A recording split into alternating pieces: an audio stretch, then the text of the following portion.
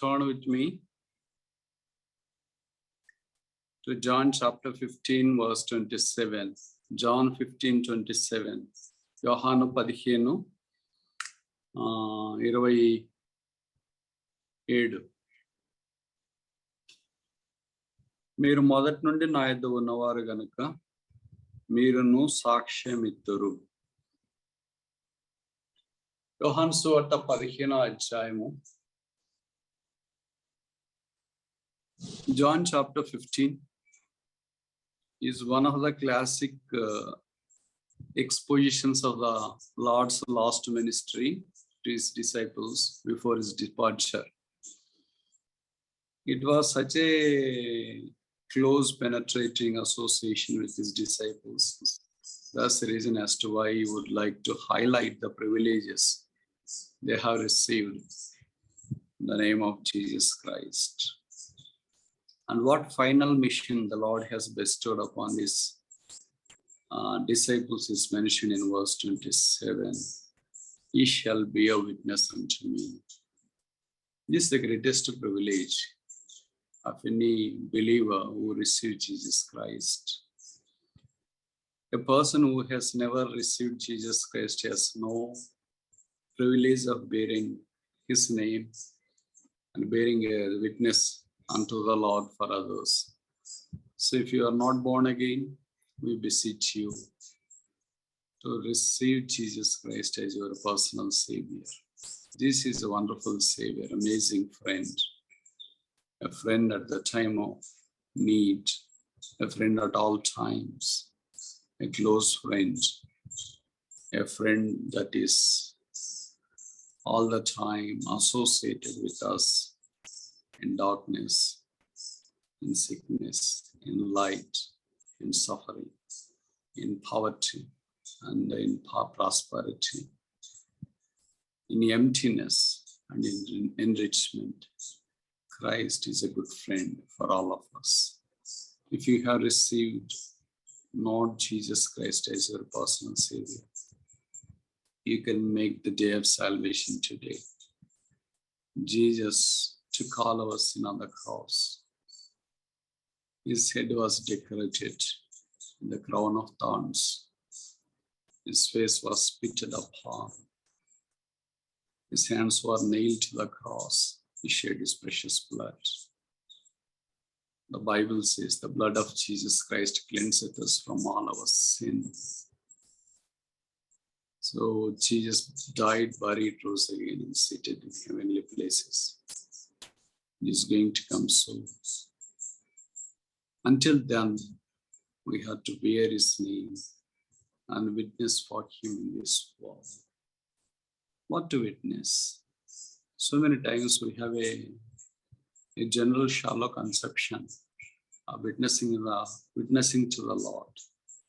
We think that witnessing to the Lord is just a sinner saved by the grace because of the finished work of Jesus Christ. That's true. But there's only basic. There's a UC or a KC. But the higher level of witness is altogether a different ball game. That's what Jesus warranted, demanded from his disciples. Disciples no doubt was born again. They are following Jesus Christ. But that doesn't suffice the Lord. You are born again, you are witnessing here and there that you are a Christian, you are sinner saved by the grace of Jesus Christ. That's good. That's really fantastic to begin with. That's a nice idea. But that's not the end of our road of witnessing unto the Lord. There's a lot way to go. What do we need to witness unto the Lord? In this last session, I would like to consider at least 3 witnesses as we come across from the scriptures. We all know that in the New Testament dispensation, next to Jesus Christ, Paul is considered to be the most profound witness the world has ever seen. And he is such a fabulous apostle, and the Lord has mightily used him because of his simplicity, obedience, humility, and holiness. And what did he bear witness unto the Lord? As he was converted on his way to Damascus, Acts chapter 9, the Bible says You are a chosen vessel unto me to bear witness for me. Where? To all classes of the people, all classes of the people, to the whole places, to all the places, all the people, and all the formats. The Lord has chosen him to bear witness unto his name. What did he witness? He witnessed the faith the Lord has kept in his life. So witnessing unto the Lord in a higher realm is the reflection of his divine attributes in our lives. So the attribute of faith. The faith cometh by hearing the word of God, the Bible says. Apostle Paul is considered to be the apostle of faith. In all his epistles, we see the word faith most predominant, popping up everywhere. In Romans, we see this fabulous word called faith. 117, the just shall live by faith. Of course, in Hebrews chapter 11, we have Hall of Fame, where it talks about a lot of heroes of faith. By faith, Joseph, by faith, Abraham, by faith, Isaac, by faith, Moses, by faith. For every name or a character, the word by faith is added. That's a prefix. So that's how they have testified unto the Lord as they were in this pilgrimage. Now, could we have that prefix for our life as well? God expects us to do that by faith, by faith, by faith. That's the reason as to why the last words, Paul in writing Timothy says, I have finished my course, kept my faith. What fabulous, incredible testimonies. What more testimony can expect other than this testimony? I have finished my course, kept my faith. God wants every one of us to keep our faith until our last breath. That's the greatest testimony we can give to this world, that I have faith in God. That's the reason as to why Paul says, as he was sailing to appear before the kings in Acts of the Apostles, chapter 27, verse 25. Acts 27, verse 25. Acts 27 is a fabulous story of the Paul Apostle and the waters of Mediterranean Sea. There were people for about 276 in the ship, and Paul was one among them. Perhaps Luke was with him. They were sailing to the Rome, I think. So as they were sailing, there arose a great tempest. And there was no hope that they would survive in the tempest.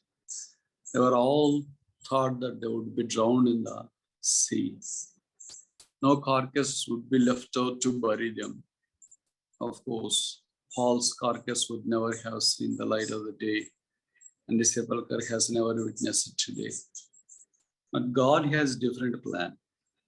He appeared unto Saul in that turbulent situation in the ship. There were 276 people, but none can see this vision other than Paul. And what he says in verse 25, Acts 27, verse 25. Acts 27, verse 25. Kabatti ayalaara ధైర్యం తెచ్చుకొనుడి, నాతో దూత చెప్పిన ప్రకారం జరగనని నేను దేవుణ్ణి నమ్ముచున్నాను. This is the most spectacular statement. I trust God. I keep faith in God. నేను దేవుణ్ణి నమ్ముచున్నాను. It doesn't say that I am believing, trusting the pilot, believing the sea, believing the tempest, believing the ship, believing the co-passengers. No, he says that I believe God who has created all this universe, including the air, sea, and the creatures therein, and everything that the Lord has created. I see all these things, but I believe the God who is behind this. That's the greatest testimony. Now, do we give such testimony in our lives? I trust God in all my difficult situations. You see what happened? It was not a simple statement that came out of his mouth, but in reality, at the end of the chapter, verse 44, Acts 27, verse 44, ఇలాగ అందరూ తప్పించుకొని దరి చేరిరి. This is the greatest comforting word. Andaru, not only Paul, not only Luke, not only other disciples who trusted him, but all the 276 people. I'm not sure all our born again there in the ship, including the pilot, the captain of the ship, but all escaped miraculously. One person in the ship could boost courage and inflict the faith to the rest of the people. We are in the families, we are in the job places. Do we infuse, instill, propagate, propel, inject the faith in God to the people who are around us? You tell me, is there any tall witness in relation to the life of Paul other than this? Witnessing not in the auditorium of Ephesus, witnessing not in the streets of the Greek, witnessing not on the seashore, witnessing not in the synagogues, witnessing not to the kings and the palaces. It's witnessing unto the Lord. The most dangerous hazardous situation where they are supposed to be drowned. His body is going to be drowned soon. If only God could save them. But praise God, God saved them. They were all saved. The Bible says they escaped miraculously that trust. Today, so many people are traveling with us in this spiritual journey.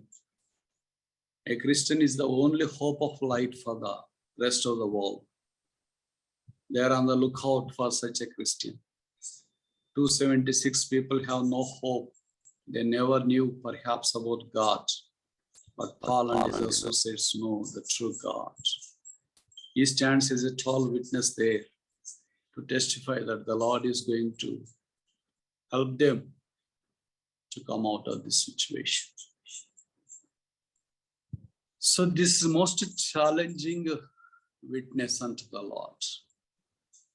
This is what God expects in our lives. When all things fail in our lives, do we trust God? When all situations fail in our lives, do we trust God? When all circumstances are against us, do we trust God? When we are sailing in a hopeless situation, do we trust God? It's not only you trusting that demands the situation, but you have to instill the trust in others too that are with you, maybe in a family, in a workplace, in a street where you live, or a fellowship. If only the Christian is edifying for others, then his life is worth bearing witness unto the Lord. So many times a Christian discourages himself and discourages others too. His language of discouragement is so strong, it infuses into the hearts of the others immediately. All will get discouraged and they fail radically and dramatically. These are the sad situations we come across in the biblical histories and in the present dispensation as well. Jesus said to his disciples, "He shall bear witness unto me." So the first witness we have considered is the life of the Paul, a witness of faith. Let we be true witness of faith in our lives. Number two, I talk about Peter. Peter is considered the witness of hope. This attribute of God again. Christ is the hope of glory, Colossians 1:27 says. That's the reason as to why Peter writing a couple of apostles, couple of epistles to the believers that are scattered across. He says to people that Christ is our hope. We have to trust him. But the hopeless is the hope. That's the reason as to why the word hope occurs quite number of times in Peter's epistles. 1 Peter chapter 1 verse 4.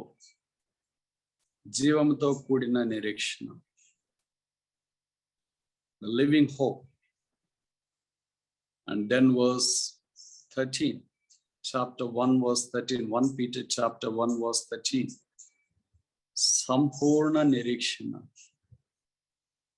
What we call it as a perfect, was to say, we're waiting for the glorious coming of the Lord Jesus Christ. So it's a perfect hope. You can call it as a looking hope. We're on the lookout for the Lord's glorious coming. This is the greatest hope for a Christian, and nobody has this hope other than a Christian. We have historical hope. We have unique hope. We have everlasting hope. We have greatest hope, the hope of glory, that we will be with Christ forever. And then thirdly, 1 Peter chapter 1 verse 21. కాగా మీ విశ్వాసమును నిరీక్షణను దేవుని యందు ఉంచబడి ఉన్నవి. So it's a lasting hope. Our hope is in God, not on the situations, not on the wife, not on the husband, not on the family, not on the boss, not on the credit cards, not on anything that you can ever think of. It's in the God. That's the greatest thing. And fourthly, in chapter 3 verse 16, 1 Peter chapter 3 verse 16. మీలో ఉన్న నిరీక్షణను గూర్చి మిమ్మల్ని హేతు అడుగు ప్రతివాడు. He's not asking whether you have money in your bank balance or not, whether you have what's it called, wide range of clothes or not, all branded shoes or not, all good cars or not, all toys or not. He talks about the hope in you, మీలో ఉన్న నిరీక్షణ. That's what God expects in us. We need to be filled with the hope. ఆ నిరీక్షణ కలిగిన వారమైతేనే మనం ముందుకు సాగి. అలాంటి నిరీక్షణ Titus 2:12 says it's a blessed hope. అది శుభప్రదమైన నిరీక్షణ తెలుగులో. Blessed hope. కనుక మనం అలాంటి నిరీక్షణ కొరకు ఎదురు చూస్తున్నాం. In other words to say, we are waiting for that blessed time of meeting our Lord and Savior Jesus Christ in the mid-year, and to be with him forever and ever. That's the highest privilege. So Peter had a lot of failures. But we praise God. He became the pioneering apostle in the Acts of the Apostles. Is he among the 12 stood up in chapter 2 of the Acts and spoke with sovereignty of the Lord's power and sagacity of the word of God. Thousands have converted. Many heard the news. And that was considered to be the first sermon ever delivered by Peter. And I can't see any sermons delivered by Peter in the Gospels We can see his discourse with others, but not a sermon. But how can first sermon be such popular? Usually first sermon be very simple, with a lot of failures, with a lot of corrections, with a lot of mistakes. I myself know that when I first ministered unto the Lord in certain places, there were a lot of immature statements, and light was not much in the message. As we progress ministering unto the Lord, the Holy Spirit tried to mend us, prepare us, give us more light, more shining in our ministry, so that the hearer can see himself in the light of the Word of God and rectify, examine himself, prepare for the Lord's coming. But Peter's first sermon was altogether different, unique. They were poised in their heart. It was such a greatest privilege for many heard that message. Although we haven't heard that first sermon of Peter, but we read his first sermon, we're also privileged too. But we will see that speaker there in the heaven. We need to congratulate him for such a spectacular first sermon and documented in the book of Acts of the Apostles. So what did he talk about there? It was all about the hope. So whenever it talks about the hope. If only there is no hope for a Christian, there is no message for a Christian either. Because our message is full of hope. It not only proclaims the hope, it believes in hope. It makes others to be people of hope. So Acts of the Apostles chapter 2, verse 32. 2:32. Acts 2:32. ఈ యేసును దేవుడు లేపెను, దీనికి మేమందరము సాక్షులం. In Telugu it says సాక్షులం. For this we are all witnesses. So it is Peter who bears the witness to the name of the Lord. So chapter 3, verse 15. Acts 3:15. మీరు జీవాధిపతిని చంపితరు గాని దేవుడు ఆయనను మృతుల్లో నుండి లేపెను, అందుకు మేము సాక్షులము. Note this word. Now you compare this word to John chapter 15, verse 27. John 15:27 says, he shall bear witness unto me.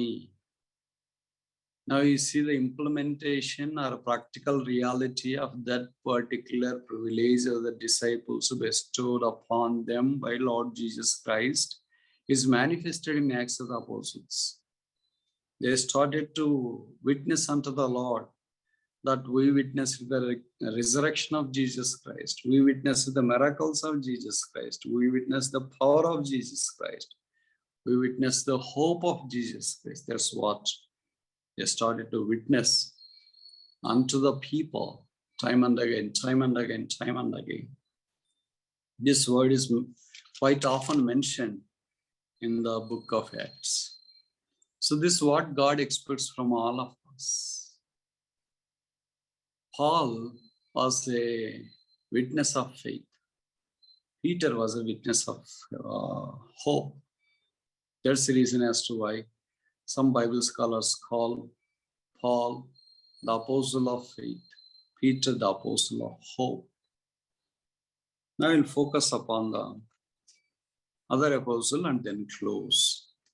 He is none other than the author of the gospel according to John. He is the witness of the love of Jesus Christ.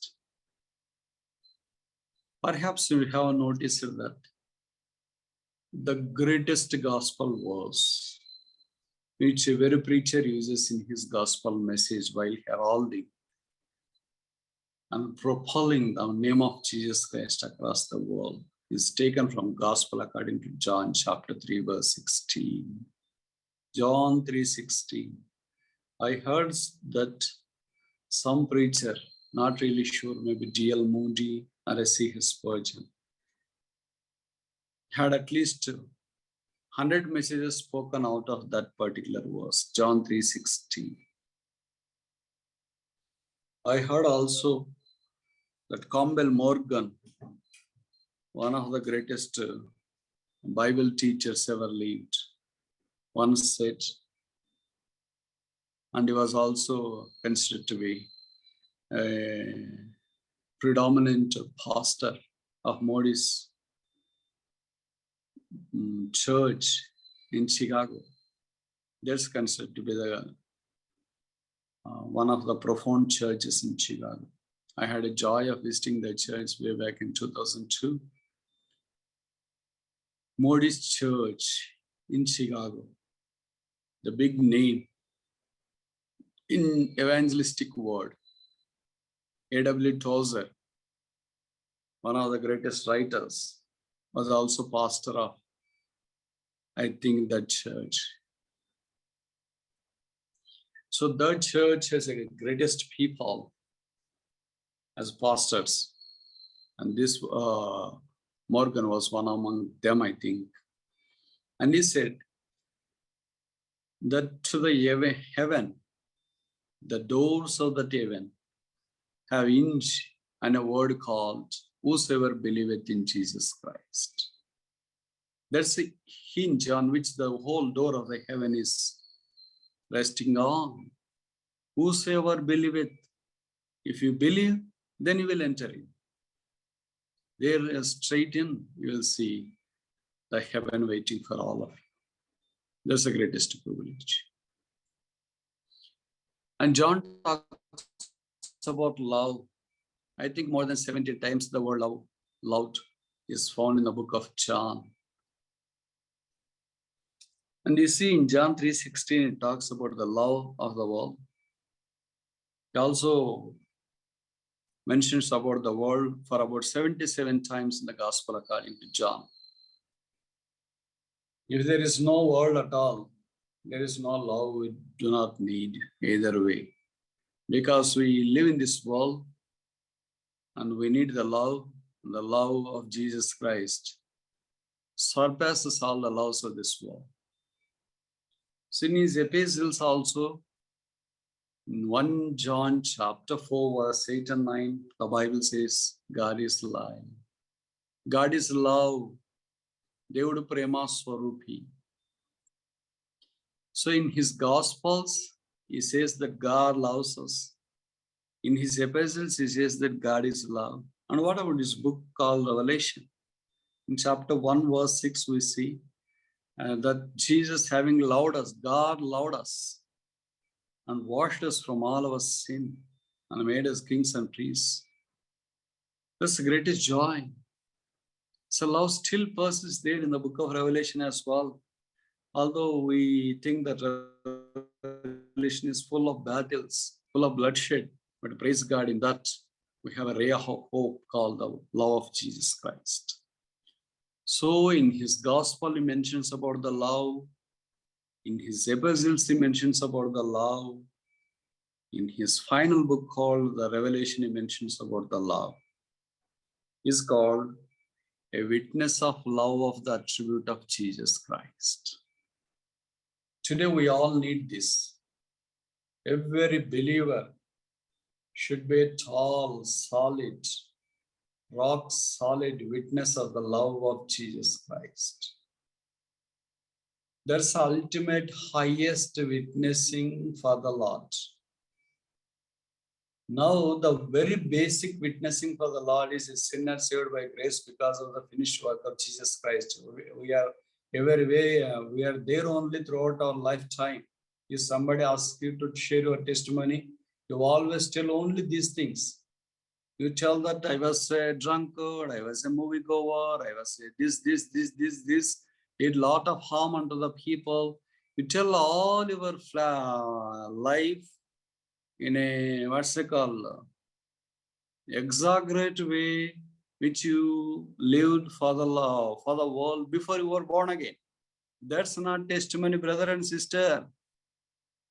Paul had lived notorious life more than all of us together, but he summed up all in a very few sentences. I was a blasphemer.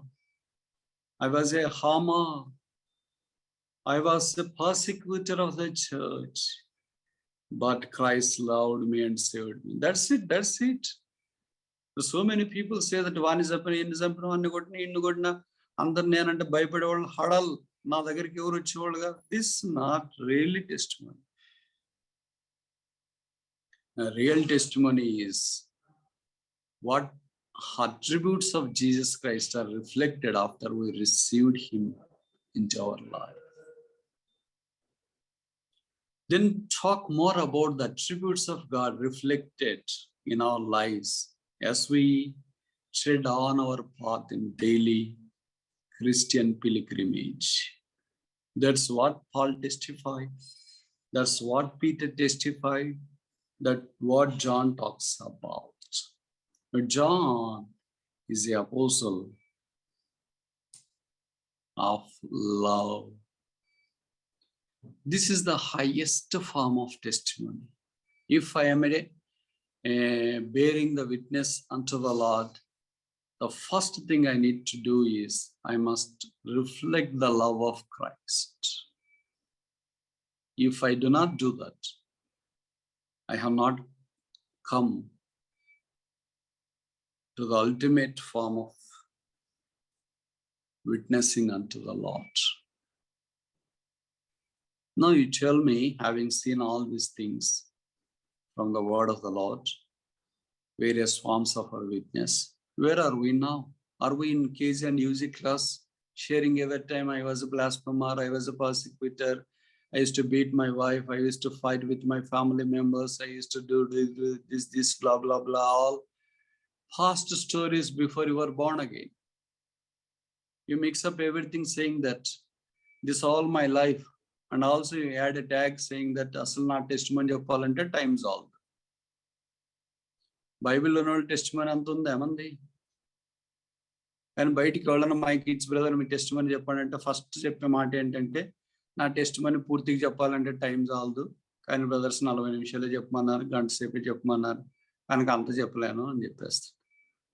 Paul లాంటోడు, a person whose testimony has reached above the third heaven, has only 5 minutes in all the 3 occasions mentioned in Acts of the Apostles chapter 9, Acts of the Apostles chapter 22 and 26. In 3 occasions his testimony is mentioned in the Acts of the Apostles.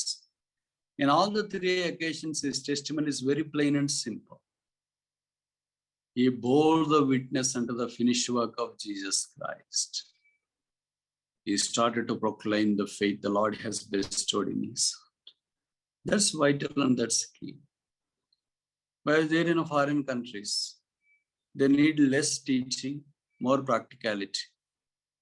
We should show love for others, maybe in the family, maybe in the workplace, maybe in the places where we move around.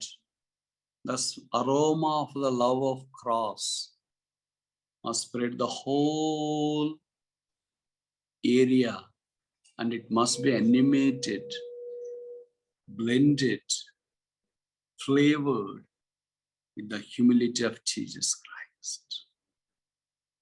This is the highest form of testimony. If I do not have this testimony, I have really not come to witness the attributes of Jesus Christ. It is just something like that. Suppose you have sun's radiation. Sometimes we play with kids using some mirror. We reflect the sun's radiation. The other kid may be doing here and there and in the home. You will be shocked to see that such a great light is received by him. It's a reflection of a mirror. You just focus the sun's radiation toward that particular person using the mirror. What happens to the mirror? Mirror, it happens nothing to the mirror, but what function does the mirror do? It only receives the radiation from the sun. It absorbs little energy. It reflects the rest of the energy or radiation or light. And whomsoever receives this light will be very bright and sees himself that where he is. This very small analogy of the testimony of the love of Jesus Christ. He shed abroad that love on the cross, and that's really falling on our hearts. Our lives must be real mirrors with no tinges in the surface of the mirror. The whole surface of the mirror is not really clear, clean, full of wrinkles, brokenness and other things. It cannot reflect the light properly.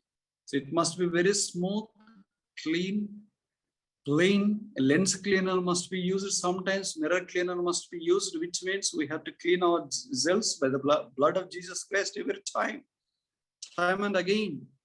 Let the attributes of Christ reflects from me, my family members, my people who are close to me, my fellow believers, and in the place where I work for the Lord. That attribute of love has to be reflected. Love is not spoken much, brother. Love is shown much. So many times our actions speak louder than our mouth. So sad, we believe that our mouth is louder than our actions. That's where we fail. And we have failed many times. God expects every one of us to be tall testimonies and ambassadors unto him, bearing the attributes of Jesus Christ. Underline the statement, attribute of Jesus. Testimony is not what you did, not what you have done for the Lord, but what attributes of Christ are reflected from our life. If that has not been done until now, we haven't even initiated, launched our work of bearing witness unto the Lord. The disciples, including John, the writer of the Gospel of John, was a tall example for this love. Every Christian today, every Christian family today, every Christian assembly today is a tall witness and a testimony for the love of God to this perishing world. Every believer and every Christian family, every church of God is a lighthouse in this dark, perverse world. The world is on the lookout for a true love, and that welled out of the cross of Jesus Christ. We have received that love. The Bible says, the love was shed abroad in our hearts. Romans chapter 5. Now, having shed abroad the love of Jesus Christ in our hearts, it's not fit to contain in our hearts all the time. It will never also. 23 Psalm says, my cup runneth over. Na ginne nindi porluchunna. So every cup of the heart, every heart of a believer should overflow with the love of Jesus Christ. If that has not been done, we have not even started witnessing unto the Lord. On this 4th anniversary, may the Holy Spirit may instill this glorious desire of reflecting the love of Jesus Christ, the first part of the fruit of the Spirit, Galatians chapter 5. The fruit of the Spirit is this, love. So the Bible says in 1 Corinthians chapter 13, love is the greatest of all. There it talks about 3 attributes. faith, hope, and the love. And among these, he says that love is the greatest of all. So if we are the witnesses unto the Lord in this world, we should be witnesses unto the love of Christ only. If that has really started in our lives, we praise God. We have to increase that, expand that. The aroma of the love of Christ, the perfume of the love of Christ has to spread gradually with no boundaries. Unlimited surface of this world, as the love of cross has reached all borders, cutting across all nations, all castes, the witness of a Christian should follow the same path. What about us? So we have considered three characters from the Bible. Paul, the witness of Lord's faith. Peter, the apostle of hope. John, the apostle of love. What about us?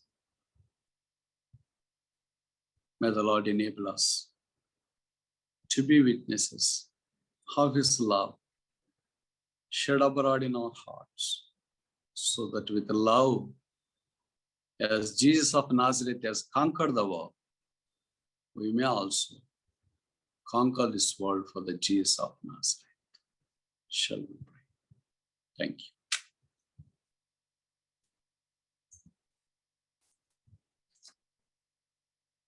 Brother, could you pray? Hello?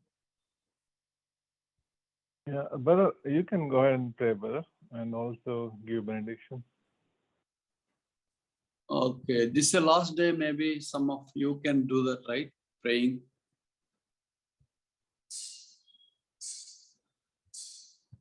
Yeah, sure, brother. Maybe you want a couple of brothers to pray? Yeah, it's up to you, brother. Okay, maybe a couple of brothers want to pray. Okay. Yeah, and you can pray later and close, brother. So Okay.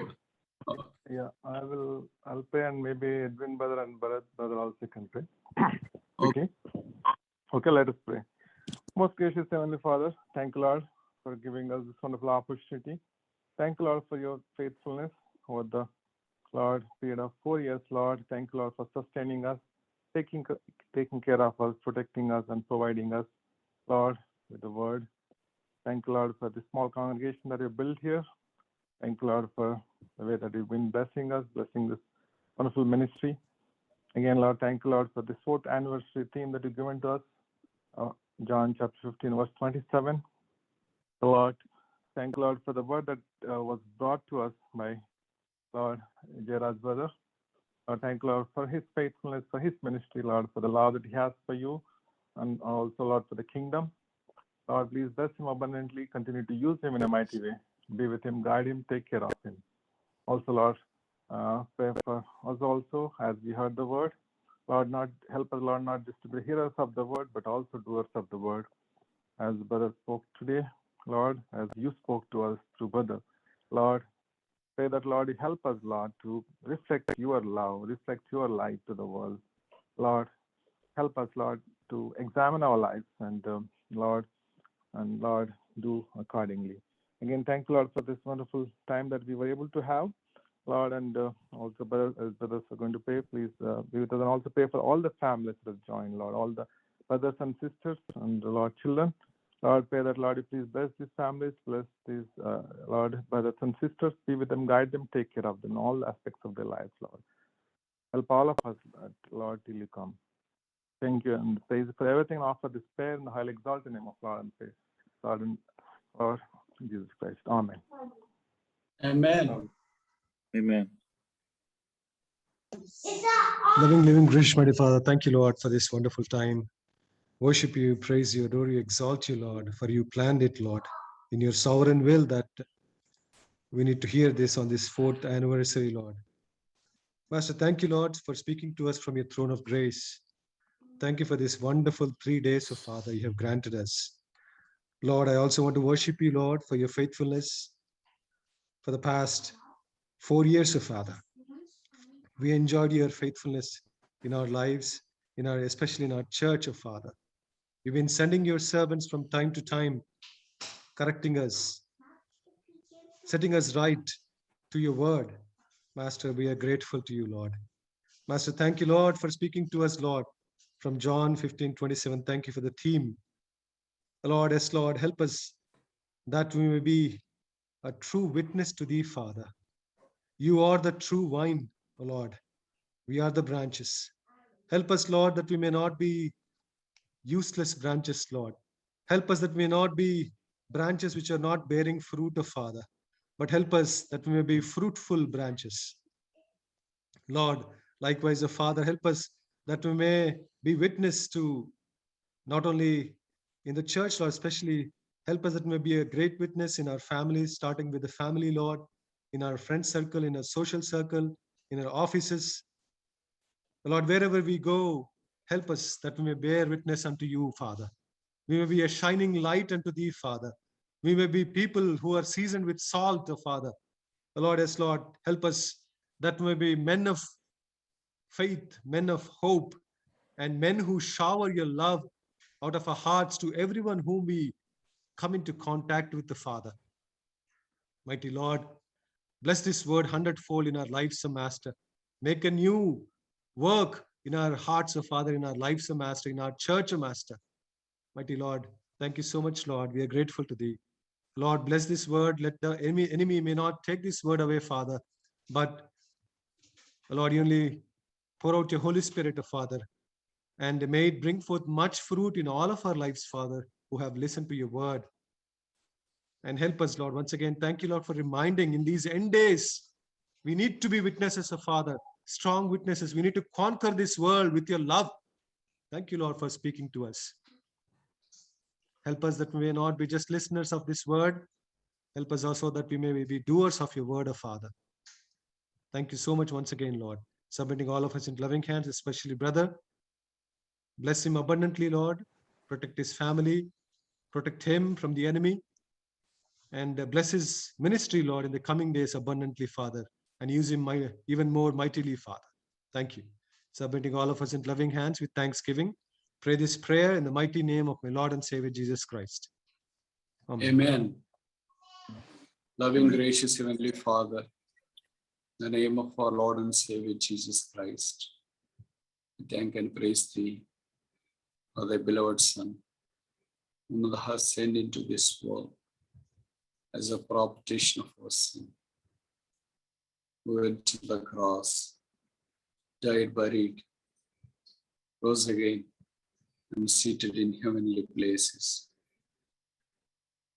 We thank thee for such a wonderful privilege given unto us to be wrought by the blood of Jesus Christ and receive him as a personal Savior and cemented together as a Christian family without borders. Thank you, Lord, for this huge Christian family given unto us across the world, no matter what the languages and the backgrounds we do come from. Thank you, Lord, for Bethany Fellowship that thou hast placed in California, USA. This simple, humble testimony has been protected for all these 4 long years. From all hazard, sickness, famine, difficulties, failures, thou hast been with them. Thou hast stuck to them, although they haven't. Thou hast been faithful, although we are not. Thou hast been true unto us, although we are not. Thou hast never forsaken us, although we have. Thou hast loving us, although we haven't done. Utterly failed. But you utterly proved that thou art sovereign God, seated in heavenly places. Thank you, Lord, for on this 4th anniversary, thou hast granted grace to flock around thy word, to glean certain truths pertaining to the scriptures, so that our cold hearts may be warmed and refreshed by the renewing of the Holy Spirit, and showers of the love of Christ rains from above. Thank you, Lord, for continually speaking to us from the scriptures with all humility and liberty. I myself do not merit to administer thy word unto the people. I am not worthy to wash the feet of the least of the saints that joined this program. But the mantle fell upon me, but by sheer grace of the sovereign plan of God. In all the difficulties, thy word was ministered, unleashed. We pray that thou may speak to us continually, so that we may be obedient unto thy word. I myself have failed in reflecting the love that was shed abroad in my heart by the love of God. I failed to propagate, propel, herald the aroma, the perfume of this Christ-centered cross life and its love in the place where I am. That's the reason as to why I was a defeated person. I never won anybody with the love that was lavished upon me. Please wash me, purge me, cleanse me by the precious blood.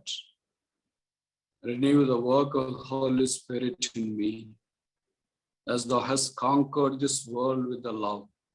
Jesus of Nazareth, help us that we may conquer this world with the love of Jesus Christ. I have failed in this realm of my Christian walk. I plead forgiveness from thee. Lord, have mercy upon us. Have mercy so that we may be reflectors of thy love, not only speakers unto thy people. We may demonstrate thy love to the people who are around us. So the cross of Jesus Christ may be exalted above the throne of Jesus Christ, may be seen by all of us. Let we may be true witnesses unto thee in the days to come. We commit all the fellow believers of Bethany Fellowship in California into thy loving hands, that thou mayest protect them in the ensuing year. Under thy mighty wings, keep them away from all sickness and failure. Answer all their prayers. Require all their petitions may be granted. Immigration issues may be cleared. Those who are waiting for the jobs may be granted jobs. Those who have difficulties in the job location and other things, thou mayest help them. Those who have difficulty in paying the bills, we pray that thou mayest have mercy upon them. We once again pray for this Bethany Fellowship, committing it into thy loving hands. We ask all these things in the highly exalted name of our Lord and Savior Jesus Christ. Amen. Now unto him that's able to keep us from falling and present us as spotless before him, to the only wise God be glory, power, majesty, dominion, both now and forevermore. Amen. Amen. Amen.